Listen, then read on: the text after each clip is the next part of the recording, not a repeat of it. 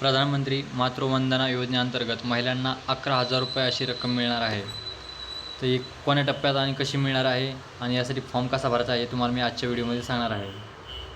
पहिला टप्पा म्हणजे पहिल्या हप्त्यात 3,000 रुपये मिळणार आहेत आणि दुसऱ्या हप्त्यात 2,000 रुपये अशी 5,000 रुपये पहिल्या मूल झाल्यानंतर मिळणार आहे. आणि दुसऱ्या अपत्य मुलगी झाल्यास तिच्या जन्मानंतर एकत्रित 6,000 रुपये हे एकाच टप्प्यात तुम्हाला मिळणार आहेत. यासाठी फॉर्म कसा भरायचा आहे चला आता आपण पाहूया. गूगलला यायचे आहे आणि गूगलला सर्च करायचे आहे mmvy.wcd.government.in. इथे टाकल्यानंतर सर्च करायचं आहे. सर्च केल्यानंतर खाली यायचं आहे सिटीजन लॉग इन, याला क्लिक करायचं आहे. त्यानंतर इथे मोबाईल नंबर टाकायचा आहे. महिलेचा इथे मोबाईल नंबर टाकल्यानंतर काय करायचं आहे, व्हेरीफाय करायचं आहे. व्हेरीफायला क्लिक केल्यानंतर आपला एक OTP येईल त्या मोबाईल नंबरवर, तो OTP इथे टाकून द्यायचा. OTP टाकल्यानंतर खाली कॅप्चे कोड टाकायचा आहे. कॅप्चे कोड टाकल्यानंतर व्हॅलिडेट करायचं आहे. व्हॅलिडेटला क्लिक केल्यानंतर इथे खाली डॅशबोर्ड येईल बघा. डॅशबोर्ड आल्यानंतर 3 रेषा याला क्लिक करायचं आहे. नंतर डाटा एंट्री यावर क्लिक करायचं आहे आणि बेनिफिशरी रजिस्ट्रेशन याला क्लिक करायचं आहे. बेनिफिशरी रजिस्ट्रेशनला क्लिक केल्यानंतर इथे आपल्याला एवढी माहिती भरायची आहे. ते काय पर्सनल प्रोफाईल आहे. त्यामध्ये पहिलं काय is beneficiary in employ of central government. तुम्ही एखाद्या सेंट्रल गव्हर्नमेंटचे एम्प्लॉय आहेत का? असताल तर येस करा. येस असलं तुमची ही स्कीम तुमच्यासाठी लागू नाही, नसताल तर नो करा. इथे नो करीत आहे. अप्लाइंग फॉर पहिला मूळ आहे का सेकंड गर्ल चिल्ड आहे. पहिलं मूळ असलं तर फर्स्ट करा आणि सेकंड असलं तर सेकंड करा. इथे मी पहिलं करीत आहे. Number of living children. Number of living children म्हणजे तुमच्या घरात किती मुले आहेत. फर्स्ट आहे ते एक आहे, तर एक करीत आहे मी ते. Do is the beneficiary have Aadhaar card. बेनिफिशरीकडे आधार कार्ड आहे का, म्हणजे महिलेकडे आधार कार्ड आहे का? असेल तर येस करा, नसेल तर नो करा. प्रत्येकाकडे आधार कार्ड असते त्यामुळे येस केलं आहे मी. खाली आल्यानंतर इथे महिलेचं नाव टाकायचं आहे. महिलेचं संपूर्ण नाव इथे टाकायचं आहे. महिलेचं नाव टाकल्यानंतर खाली आधार नंबर टाकायचा आहे. इथे आधार नंबर टाकायचा आहे. आधार नंबर टाकल्यानंतर इथे डेट ऑफ बर्थ टाकायची आहे. जी आधार कार्डवर डेट ऑफ बर्थ आहे तीच डेट ऑफ बर्थ इथे टाकायची आहे. त्यानंतर महिलेचं वय टाकायचं आहे. इथे वय किती आहे महिलेचं. कॅटेगरी इथे कॅटेगरी निवडायची आहे. SC ST others. SC ST असेल ते करायचं आहे. यापैकी कोणतीच नसेल तर ऑदर करायचं आहे. इथं ऑदरवर क्लिक करतो. ते मोबाईल नंबर येऊन जाईल. Mobile number belongs to. आता मी मोबाईल नंबर टाकला आहे आपण, तो कोणाचा आहे, स्वतःचा आहे का आहे.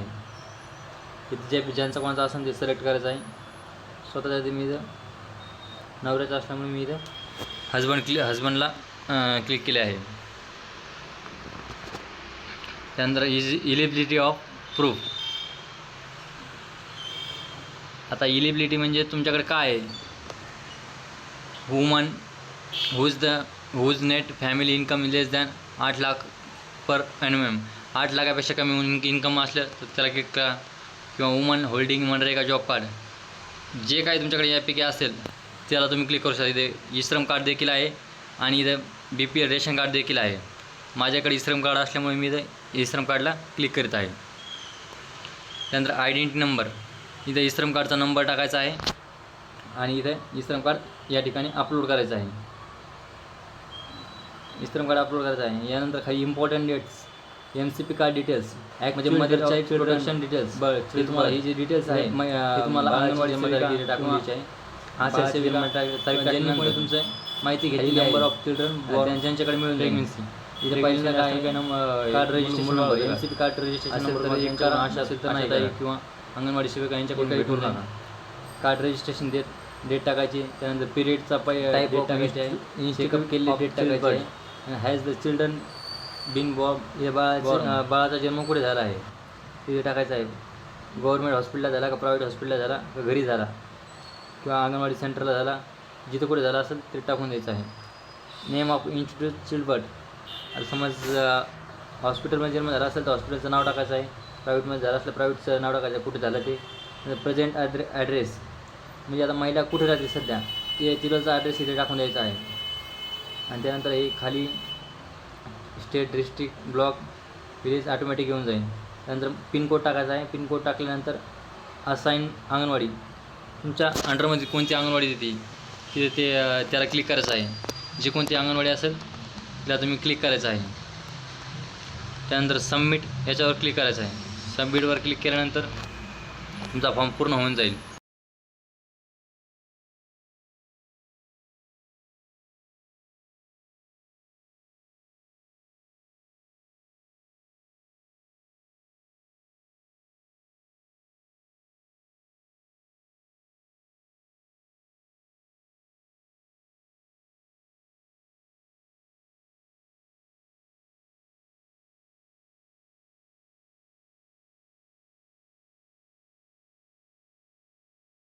तर मित्रांनो, व्हिडिओ तुम्हाला आवडला असेल आणि कोणतीही योजना आल्यानंतर त्याचा फॉर्म कसा भरायचा घरची घरी आपल्याला, तर ते पाहण्यासाठी या चॅनलला सबस्क्राईब करा आणि